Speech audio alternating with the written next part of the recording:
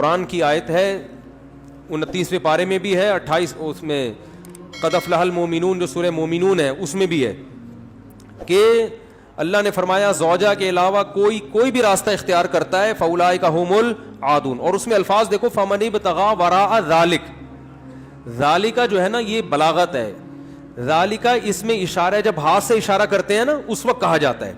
گویا اللہ تعالیٰ آپ کو آپ کی زوجہ کی طرف اشارہ کر کے کہہ رہے ہیں کہ یہ جو بیوی ہے نا, بیوی کے یہ والا آپشن, اس کے علاوہ آپ کے پاس کوئی دوسرا آپشن نہیں ہے. کوئی اشارہ کر دیا, اس میں اور بلاغت ہے کہ یہ اسی میں بند ہے, آپ کے پاس اپنی خواہش پوری کرنے کے باقی تمام دروازے بند. وراء ذلک اللہ نے فرمایا یہ جو راستہ میں بیان کر رہا ہوں, یہ اشارہ کر دیا, الا علی ازواجہم او ما ملکت ایمانہم. تو بہت زیادہ غلو ہے اس آیت میں, مبالغہ ہے یہ بتانے کے لیے کہ تمام راستے اس کے علاوہ بند ہیں. دوسرا قرآن میں سورہ نور کی جو آیتیں ہیں وَلْيَسْتَعْفِفِ الَّذِينَ لَا يَجِدُونَ نِكَاحًا, جو نکاح نہیں پاتے, موجود نہیں پاتے نکاح, انہیں چاہیے کہ پاک دامنی کے ساتھ رہیں. وہ یہاں بھی ہے. اور نکاح موجود نہ پانے کا مطلب کیا ہے کہ آپ کی مالی حیثیت ایسی ہے کہ اس کے حساب سے آپ کو کوئی رشتہ دینے کے لیے تیار نہیں ہے. تیسری آیت 5ویں پارے کی ابتدائی آیتیں ہیں, اس میں اللہ نے فرمایا کہ جو آزاد عورت سے نکاح کی طاقت نہیں رکھتا وہ کسی کی باندی سے نکاح کر لے. تو اب باندیاں تو نہیں ہیں, مطلب قرآن کا حاصل یہ ہے کہ اپنا معیار نکاح میں گرا دے, نقصان کرے اپنا, کوئی بات نہیں ہے, لیکن پھر بھی دوسرے راستے ان کو اختیار نہیں کر سکتا. تو اس لیے اگر آپ کے پاس پیسے نہیں ہیں, کوئی نکاح کے لیے تیار نہیں ہے, اپنا معیار آپ گرائیں, آپ کو دوسرے راستوں ہینڈ پریکٹس اور اس جیسے بے حیائی کی آپ کو اجازت, نہ زنا کی طرف نہ کسی اور راستے کی طرف جانے کی اجازت ہے. یہ تیسری دلیل ہو گئی کہ نکاح کا معیار آپ کو گرانا پڑے گا اپنا. اور رہا یہ مسئلہ کہ یہ کیسے ہو سکتا ہے, میرا تو اسٹینڈرڈ ہے, تو بھائی دنیا کو مسافر خانہ سمجھو, تو اسٹینڈرڈ گیا تیل لینے, ٹھیک ہے نا, اچھے سے اچھے کی تلاش کریں لیکن برائی سے تو اچھا ہے نا.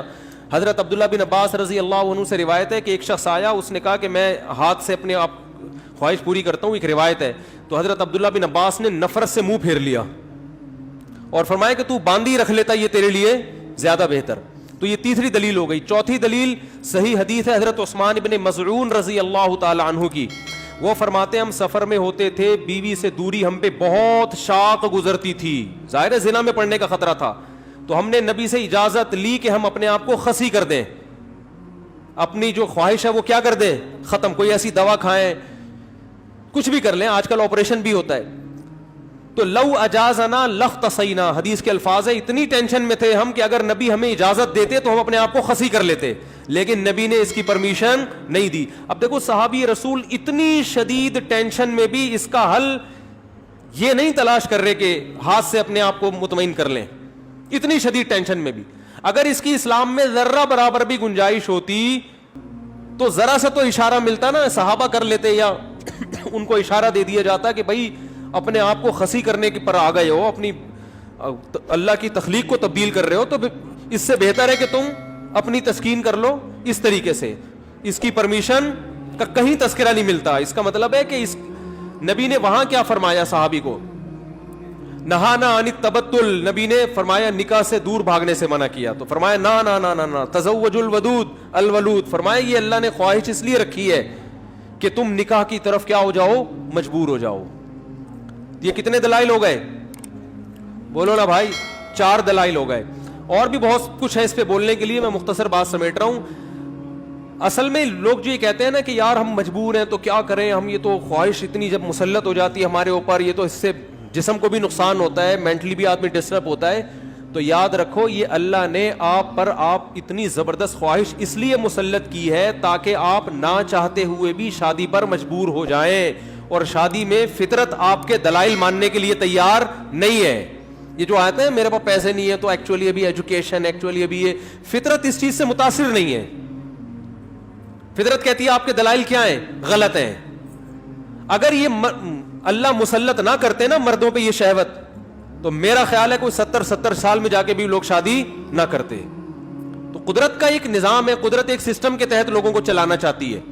اس کا فائدہ یہ ہوگا کہ آپ نہ چاہتے ہوئے کم خاندان کی لڑکیوں سے شادی پر مجبور ہوگے, ان کو گھر ملے گا.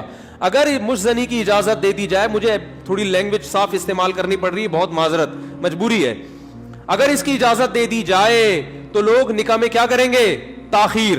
نقصان کس کا ہوگا؟ لڑکیوں کا. لڑکیاں بھی پھر ہینڈ پریکٹس کریں گی جو کہ کر رہی ہیں, وہ بھی مجبور ہوں گی. تو اسلام نے آپ پر, اللہ نے آپ کے اوپر یہ شہوت اسی لیے مسلط کی ہے کہ یہ آپ کا یہ آپشنل نہیں رہے نکاح, بلکہ آپ کی باڈی کی ریکوائرمنٹ بن جائے کہ بھئی یہ تو کرنا ہی کرنا ہے. اور اس کا فائدہ کس کو ہوگا؟ عورت کو.